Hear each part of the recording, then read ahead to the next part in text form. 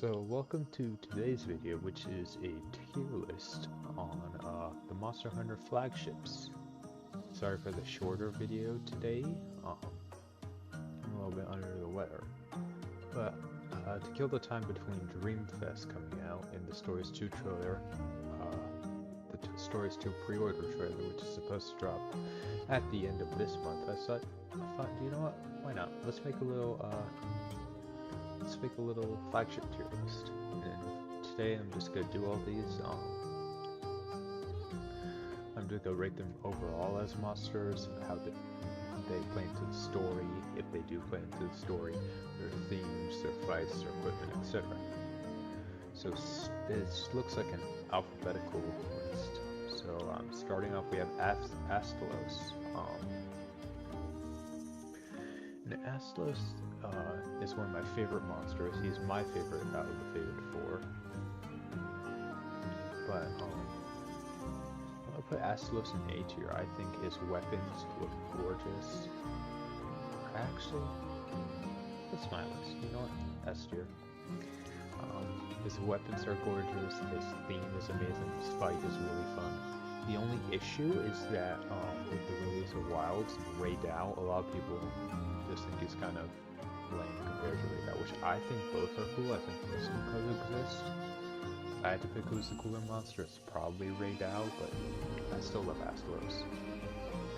On the opposite end of that spectrum, however, we have Azure Rathalos.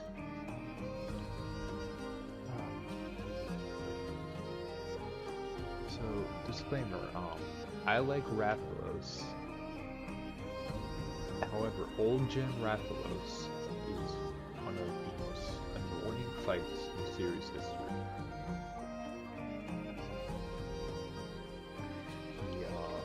He flies constantly, so it's annoying to track him down.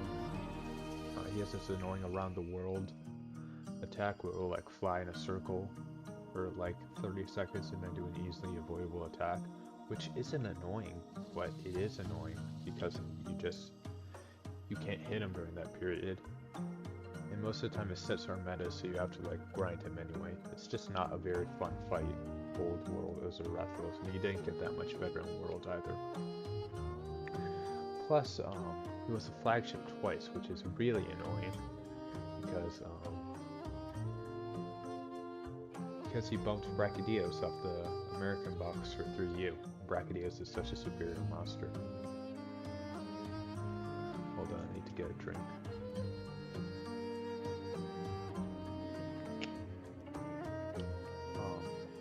Next we have Bloodbath Diablos. This is another S tier. Bloodbath's lore is awesome. His weapons and armor are sick. I haven't listened to his theme in a while, but I remember it being pretty damn good.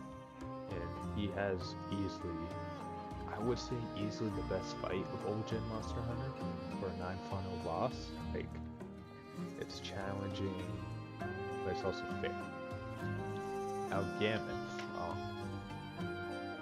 Gammoth is a monster where I feel like everything about her is really good, except for the fight. The fight is a pretty big letdown. But her weapons are cool. Things go dun dun dun dun dun dun dun dun dun dun. It's cool. She also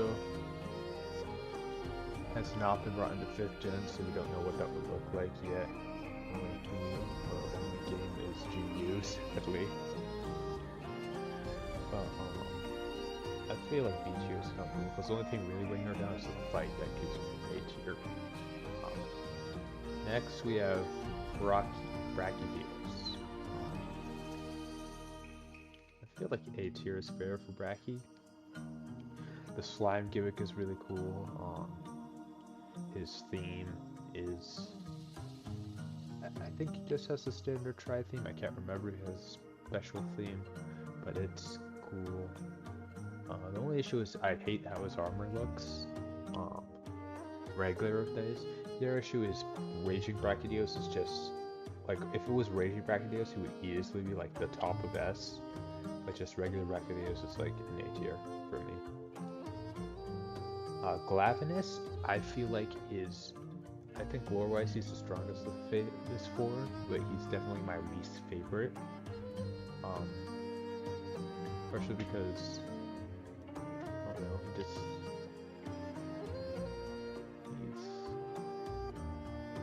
all the other ones are very unique, where he just kind of feels like a dinosaur with a sword tail. And he's cool, like his weapons and armor are sick. I rocked his armor for most of the world's story, or Iceborne story, and in G rank of GU.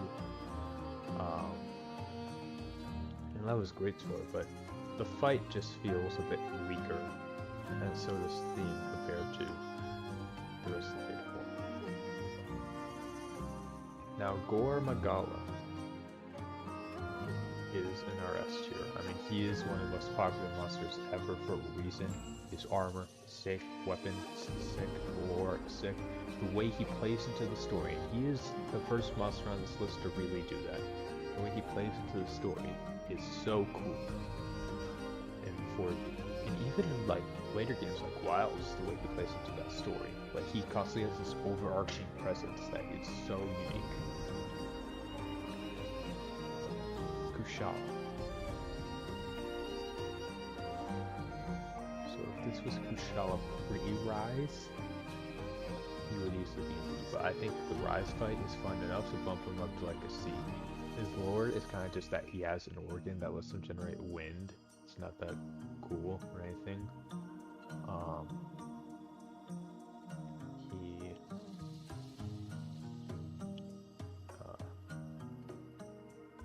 His Rise fight is actually pretty fun, but pre-then his fight was horrid, and it was in a monster where you had to do the fight because he gave some of the best gear, and a lot of his parts on like Freedom Unite and stuff were for decos, like handicraft decos. So it was really annoying in that aspect. But I think the Rise fight is enough to bump him up to like C tier, because it was a fun fight. Next we have Legiocris, and this is another S. Legiocris is really cool. If I had to pick up all the flagships up here, I'd say he's like comfortably my second favorite. Love his design. He is technically like the first monster to actively play into the lore of the game, being like your first big hurdle and try. But like, he's just cool, and his Wilds fight is so good, especially the water segment. I love it.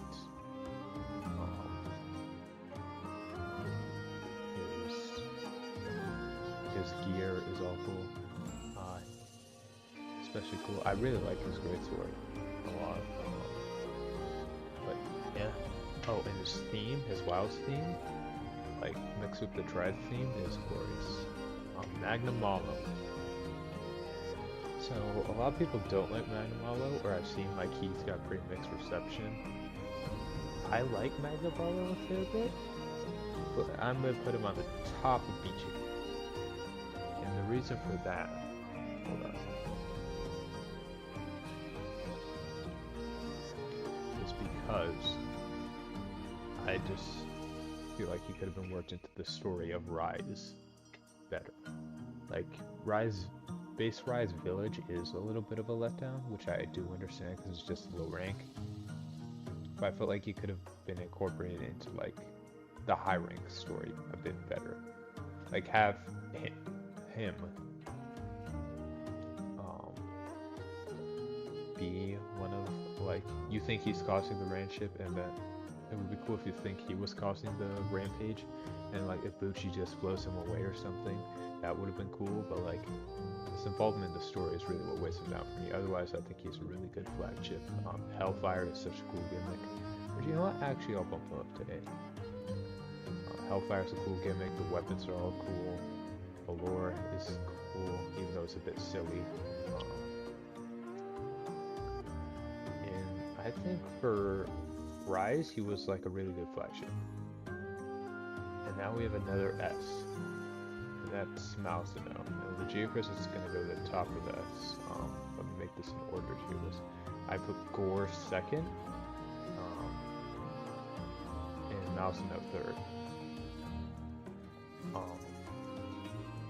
Now Malzeno, he's got a glorious theme. I'd say it's probably the best OST in Sunbreak, which already has an incredible OST. I think it's tied for me behind Generations for the second best OST of the entire series. But Malzeno is just sick, like, and he works into the story so well. Like, he has a lingering effect even after you kill him for, like, literally, it builds the end game, his lingering effect of killing him. And his weapons are cool. I love that, like, royal look to him. He's based off a vampire, which is perfect because it's spooky season. I'm not going to invest a plus for that. I just love that.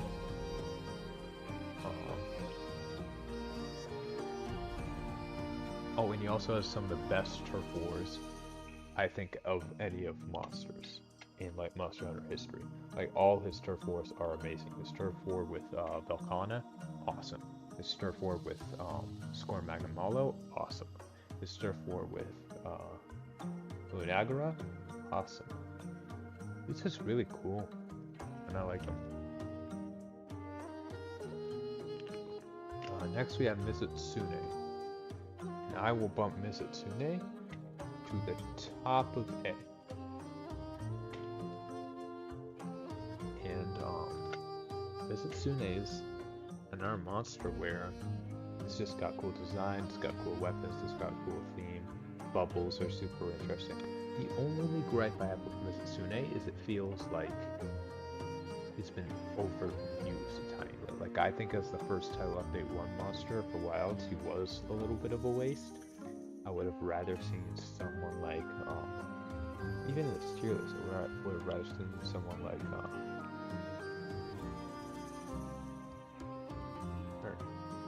this feels, I understand Wilds and Rise were developed separately, but it was really weird to have him show up in Wilds, like, only like a little bit after he had shown up in Rise.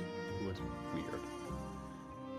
But overall, I just think he's a really good monster. But you know what? He's peak.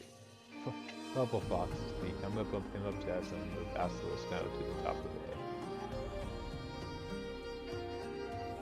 A. Nargacuga. Nargacuga, I will put in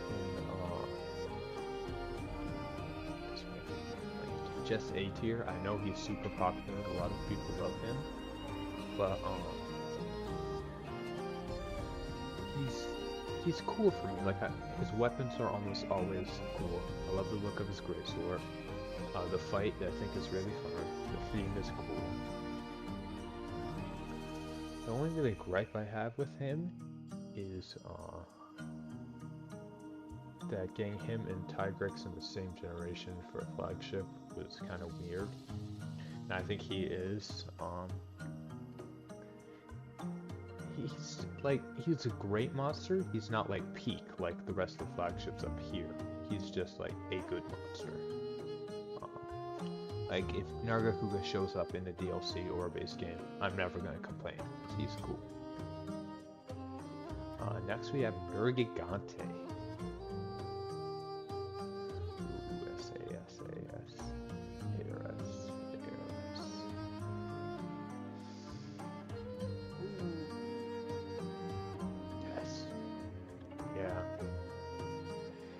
Partially, this is partially biased because Wolverine is one of my favorite superheroes, and Nergigante is just kind of the Wolverine of Monster Hunter when you think about it. He regrows stuff. He's got like a mini healing factor. Base Nergigante is like Wolverine with the bone claws, and Ruiner is like him with adamantium claws. Plus, he picks on stuff that's way above his pay grade, like Wolverine. So that's part of the reason. But he also just has, like, I think one of the most fun fights in World, in 5th gen as a whole. The whole breaking the spikes mechanic is sick. He's integrated his story really well. He is built up to as this big threat in the story. I'd say he's probably the best executed story-wise, or second best. Mouse Note, or third best. Sorry, Mouse Note is like the best, but Nargigante is like, for the first 5th gen, like the first New World flagship, he does an amazing job at what he's supposed to do. Plus, he also has really good turf wars. Next, we have Rathalos, and yeah, I'm not even gonna go into depth on one because that's a given. We would have Monster Hunter without him. Next is Seregios, and Seregios I think is a really underrated flagship, like in general. I think WoW's did him a lot of justice. It made his fight super fun, especially for Sword and Shield. His armor is cool. Blade scale is such a unique mechanic. He is like the forgotten flagship for a reason though, because people rarely remember he exists and that he was the flagship before Ultimate. But Seregios is just a cool monster again. Kind of like Nargacuga and Brachydios, he just lacks that extra step that all the flagships in S tier have. Now here's where we get controversial, because Tigrex is a controversial monster. I really like Tigrex. That's partially because I play Greatsword, Longsword against him, and that's just a very fun fight, especially when your target charges right to stop his, so you stagger him mid-draw with a charge. Especially, I think the most fun I've ever had fighting Tigrex is in base, is in GU, where you would just Valor draw onto him, he would charge, you would sheath, and you would do your Valor draw. It was such a fun little dance. But yeah, Tigrex's lore is awesome. His whips are cool. He's super intimidating for you tonight, like in the story. That's what he does really well. Is like, that's the first time you really see that Monster Hunter. Or I think up until Wilds, it was like the first time you saw it in Monster Hunter, where like the flagship is in the opening cutscene. I mean, obviously knocks your hunter down the mountain, and you have to like climb your way back up to face him. It's cool. Plus, the Popo Gathering Tongues mission, where you go to do a key quest to find the Popo Tongues, and then you run into Tigrex. It's so scary. I haven't played Free, didn't start Freedom Unite until very recently. And Freedom Unite is awesome, by the way. Super fun game. I think it's probably the best, oldest Monster Hunter game recently. Though I haven't played Dose, and people rave about Dose, but regardless, Tigrex is cool. He also has sick turf wars, which is something I feel like I haven't been accounting for enough, because some of these monsters just don't have turf wars. Gore has really good turf wars with like Seregios and stuff. Mizitsune has great turf wars with Astalos and with Duna. I wish Mizitsune had turf war with Astalos, not Astalos, but Almatron though. Now Valstrax. So Valstrax is my favorite monster of all time. Like, easily. I think he is epic. He's got such a presence to him. Like, oh my god. If we're talking aura, pure aura, I think he takes the cake. Because he is the fastest Elder Dragon. I think someone did math on Red or something and found he flies at speeds of up to Mach 8, which is ridiculous. Dragonheart is such a cool armor skill. He is... when he came back in Rise, I remember Kid Me was so happy. I remember watching that in class. Watching the, I think it was a Nintendo Direct or like a Capcom Presents class, and I was so excited when Valstrax got shown up. But again, he's just like, he's got the aura that the rest of these guys have, no doubt about it. Ooh, here we go, Velkhana. A lot of people don't really like Velkhana. I was in that group for a while. It took until Sunbreak for me to really change my mind on her. And even then, I think she's kind of a wasted monster spot in some break. Crosscraft is a great skill and a great, very unique addition to any game, and it's welcome in because it just makes Greatsword stronger, and I love Greatsword when it's stronger. But overall, I think she's just like bottom of B tier. Bottom of B tier. She's cool, but the fight is kind of She's got a lot of power though, and she's worked this story really well, like the build up to her being a threat. But overall, it felt like she could have been better. She is my least favorite of the new world flagships. Out of like Mouse.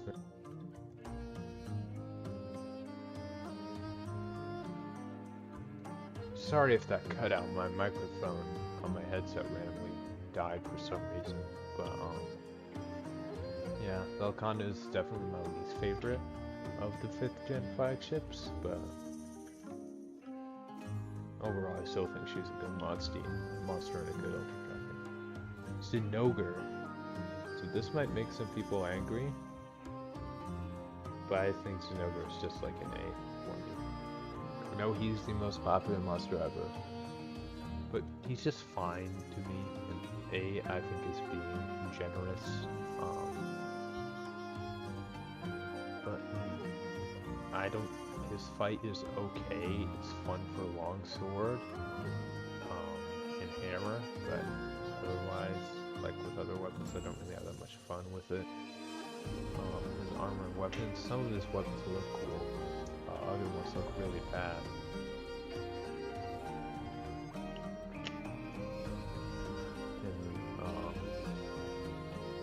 His armors, like skill-wise, kind of always sucked.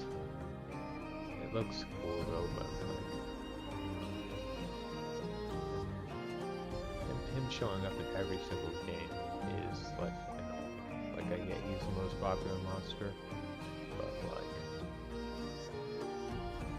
it gets to the point.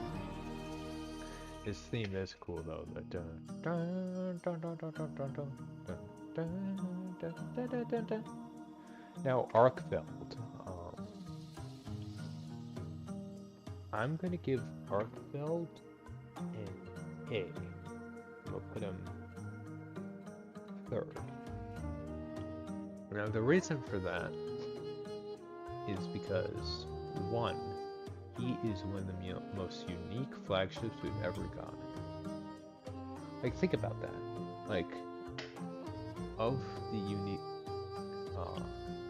of the flagships, all of them like kind of just had the same sort of, not the same, but like, Velkhana was an Elder Dragon, Valstrax was an Elder Dragon, Malzeno was an Elder Dragon, Nergigante was an Elder Dragon. I had gotten Elder Dragon for so long, it was such a, I sighed when the new monster was an Elder Dragon. It was such a relief. But Arkfeld is a really fun fight. The lore is cool. His theme is good. I like the look of his weapons and his armor. I just, you know, I actually want to lower him down to like B. I felt like they could have done a little bit more with him. But you know what, he's fine in A. I'll just put him like behind Raccoonus. He is a cool monster. I don't know. I don't really have much to say about Arkfeld. The one thing I do hate is how all his turf wars are the same, except for the one with Raid Out. It does feel like they could have tried a bit more for that, instead of just having him like suck everything with his like dragon chains. But yeah, that's about it for the tier list. Thanks for watching. By the time this goes up, Dream Spell should be out tomorrow for Monster Hunter Wilds, along with Archtemper New Udra. I will make a video on that. And then the following week, I believe at New York Comic Con, someone said we are going to get a pre-order trailer for Monster Hunter Stories 2 by the end of this month. So next week there will probably be a video on that too. Or not next week, the week after next week. that's about all. See ya.